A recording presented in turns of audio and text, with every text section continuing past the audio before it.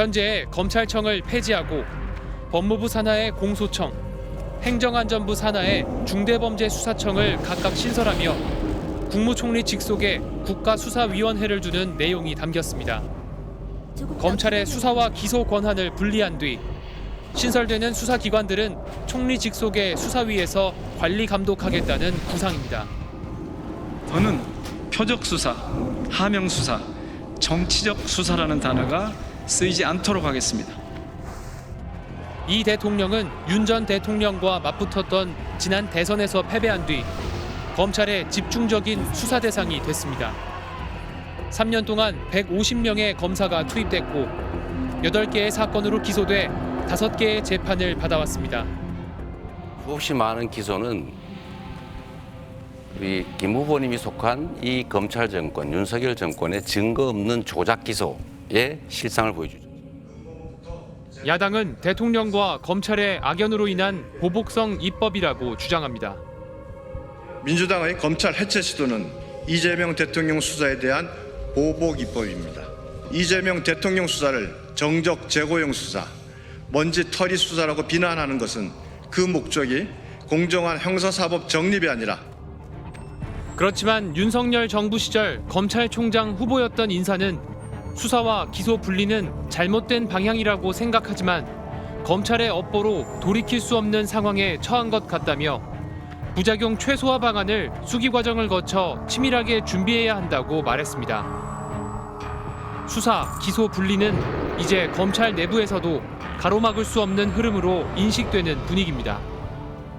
검찰의 특수수사 기능은 줄이거나 없애고 대신 검찰이 경찰을 통제할 수 있게 해줘야 됩니다. 그게 선진국의 형사 절차 이론이고 수사권과 기소권의 분리라는 게 바로 그겁니다. 검찰의 힘 자체가 없어지고 모든 국민이 검찰총장이 누가 되든 서울중앙지검장이 누가 되든 관심을 안 갖게 만드는 거. 그게 검찰 개혁입니다. 그런데 공수처의 수사 권한을 대폭 강화하는 법안도 이미 여러 개 발의됐다는 점은 변수입니다. 검찰 권한은 분리하면서 공수처를 강화하는 건 결국 제2의 검찰 탄생을 부를 수 있다는 우려가 나오고 있습니다. 공수처를 대폭 조직과 인력을 확장하고 권한을 확대한다 그러면 이런 막강한 권력을 가지고 있는 제2의 검찰로서의 공수처는 또 누가 통제할 것이며 검찰개혁을 담당할 대통령실 민정수석 자리에서도 문제가 불거졌습니다. 국민주권정부 초대 민정수석은 이 대통령의 사법연수원 동기인 오광수 전 중앙지검 특수 2부장.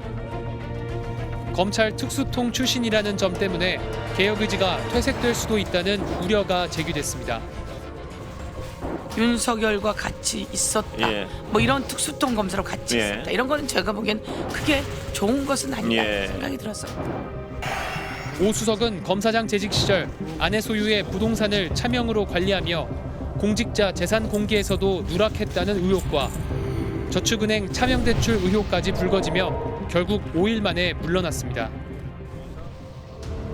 검찰개혁은 그동안 대의명분이 부족했던 것은 아니었습니다. 검찰이라는 칼을 쥐고 싶은 유혹, 그리고 구체적인 정책과 속도에서 발생한 변수가 커다란 장애물로 돌아왔습니다. 과연 이번엔 어떤 결과가 나올까요? 개혁이라는 것들은 아시다시피 어떤 강한 의지로만 될 수 있는 건 아니고 또 압박을 통해서만 할 수 있는 것도 아니라고 봐요. 국민들이 공감할 수 있는 수준에 그리고 시간에 그런 것들을 고려해서 이루어져야만 지난 문재인 정부에서 검찰개혁이 완성되지 못했던 그 이유들이 조금 더 해소될 수 있지 않을까. 대선 국면이 본격적으로 시작되면서 차기 대통령의 집무실이 어디가 될 것인지도 관심사로 떠오르고 있습니다. 이 문제는 신준명 기자와 알아보겠습니다. 신 기자, 용산 대통령실은 왜 이렇게 피하고 싶은 장소가 돼버린 걸까요? 내란 사태를 일으킨 대통령이 선택했던 집무실이라는 이미지가 있는 데다 무속 논란도 겹쳐 있기 때문으로 보입니다. 이전 과정을 되짚어 보겠습니다. 청와대에는 단 하루도 들어갈 수 없다는 듯 윤 전 대통령은 임기를 시작하는 2022년 5월 10일부터 청와대를 개방하겠다고 선언했습니다. 일단 청와대 경내로 들어가면 제왕적 권력의 상징인